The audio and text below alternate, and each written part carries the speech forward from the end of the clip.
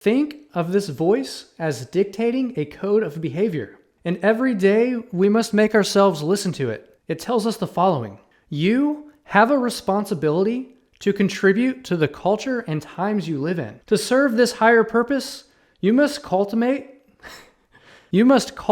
what is unique about you. In a world full of endless distractions, you must focus and prioritize. You must adhere to the highest standards in your work. That, ladies and gentlemen, is a reading from the book titled The Laws of Human Nature, written by Robert Greene.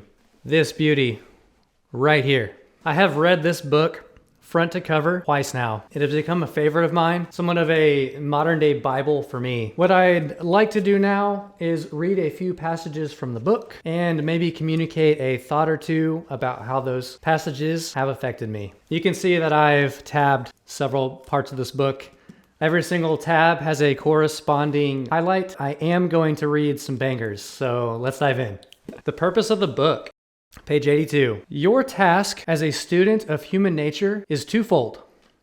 First, you must understand and accept the theatrical quality of life. You do not moralize and rail against the role-playing and the wearing of masks so essential to smooth social functioning. In fact, your goal is to play your part on the stage of life with consummate skill, attracting attention, dominating the limelight, making yourself into a sympathetic hero or heroine. Second, you must not be naive and mistake people's appearances for reality. You are not blinded by people's acting skills. You transform yourself into a master decoder of their true feelings, working on your observation skills and practicing them as much as you can in daily life. So, the primary intention of this book is that humans operate by a set of laws, often unspoken, that whether or not they realize it, influence the way we behave. By taking an objective look at some of these laws, we can not only understand how we behave, but also choose to improve how we behave to be more effective at life. Let me take a break with some coffee here. Good stuff. All right, moving on. The superior character, page 128 to 129. You look with rigorous honesty at your own mistakes and the patterns that continually hold you back. You know your limitations, those situations in which you do not do your best. You also become aware of the natural strengths in your character that have survived past adolescence. Now, with this awareness, you are no longer captive of your character, compelled to endlessly repeat the same strategies and mistakes. If you are highly sensitive and prone to take things personally, you can work to redirect this into active sympathy and transform this flaw into an asset to use for positive social purposes. If you have a rebellious character, you have a natural dislike of conventions and the usual ways of doing things. Channel this into some kind of innovative work instead of compulsively insulting and alienating people. Now, I don't have much to expand on this one, except to say that this really hit home. Learning to not take things personally has been a difficult undertaking as an adult in my 30s, but it has greatly improved my enjoyment in the world and of the people around me. So take that for what it's worth.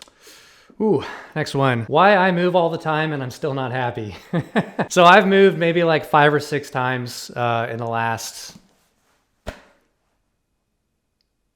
5 years. And page 148, in the end, you cannot escape yourself. Why am I always unhappy? Or why am I always unsettled? Ladies and gentlemen, if you don't know it yet, because I certainly didn't until recently, you can't escape yourself. You got to work on yourself. The location's not going to fix it for you. Think about that one. You won't regret it. Take a break with that one. You know what's funny? This coffee cup is empty.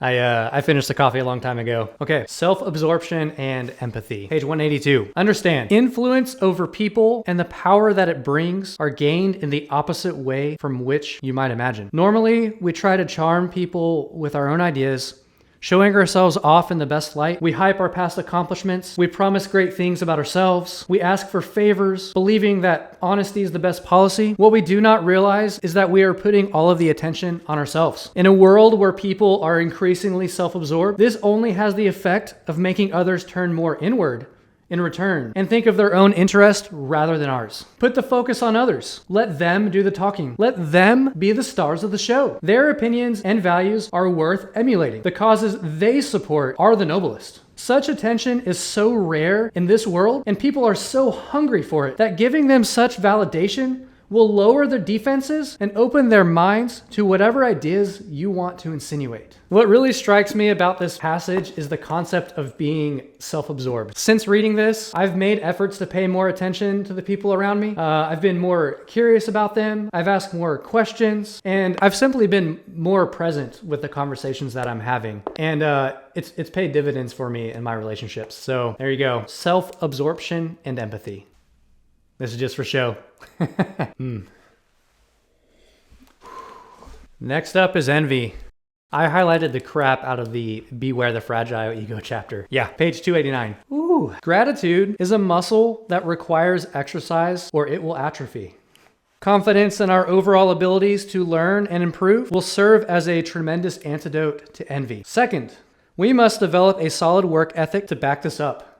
If we are rigorous and persistent, we will be able to overcome almost any obstacle and elevate our position. People who are lazy and undisciplined are much more prone to feeling envy. Ooh, that one hurts me. Related to this, having a sense of purpose, a feel for your calling in life, is a great way to immunize yourself against envy. Your sense of worth comes from within, not from without. Finally, it is worth cultivating moments in life in which we feel immense satisfaction and happiness, divorced from our own success or achievements. This happens commonly when we find ourselves in a beautiful landscape, the mountains, the sea, the forest. We are simply in awe of what we see, and it is intensely therapeutic.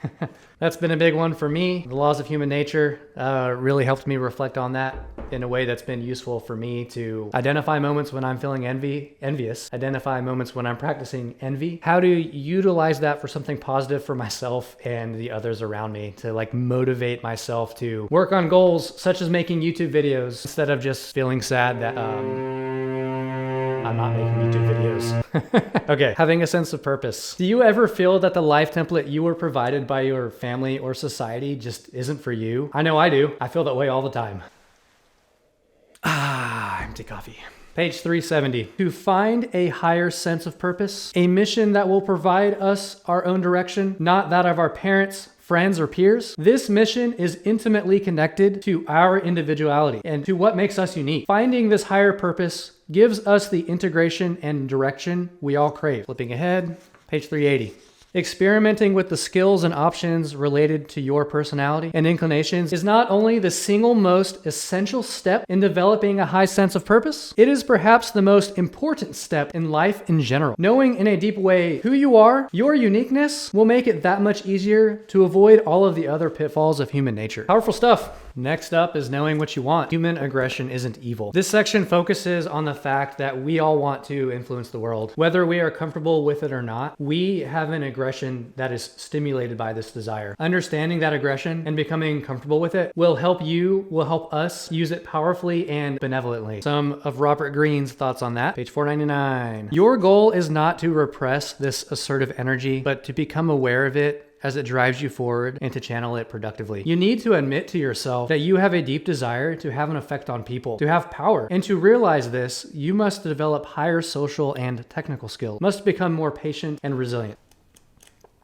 They, powerful people, understand the power of persistence. And so it becomes a self-fulfilling prophecy. Knowing its value, they are able to summon up the energy and self-belief to solve the problem. They are adopting Hannibal's motto: I will either find a way or make a way. You must do the same. The trick is to want something badly enough that nothing will stop you or dull your energy. Fill yourself with the requisite desire to reach a goal. Train yourself to not give up as easily as you did in the past. I'm someone who always wants to accomplish something, and then I get really excited about it, and then I give up because I listen to discouraging things, or I didn't have a proper plan. I don't have the proper discipline. So it's been real big for me to listen to this aggressive desire inside to like want to live with purpose and do something important in the world. And if I'm going to live with purpose and do something important in the world, I need to put in the work for it. It's just, there's no other way. That's simply it. No one's going to hand it to you. No one's going to hand it to me. So got to go out and get it. One last read here. I feel that I've done enough blabbering for one video. Yeah. So I hope you enjoyed the video. If you did, please like and subscribe. Now that you have some awareness of The Laws of Human Nature by Robert Greene, and you have a bit of my own perspective on it, I will leave you with one final read about playing the game of human nature. Page 188.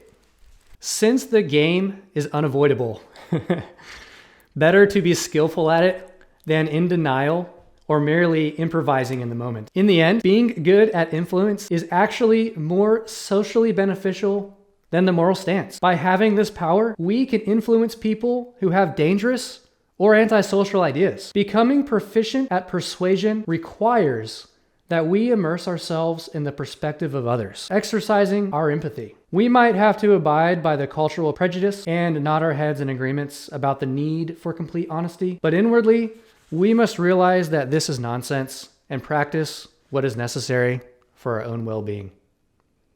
So, that's it. Laws of Human Nature, Robert Greene, folks.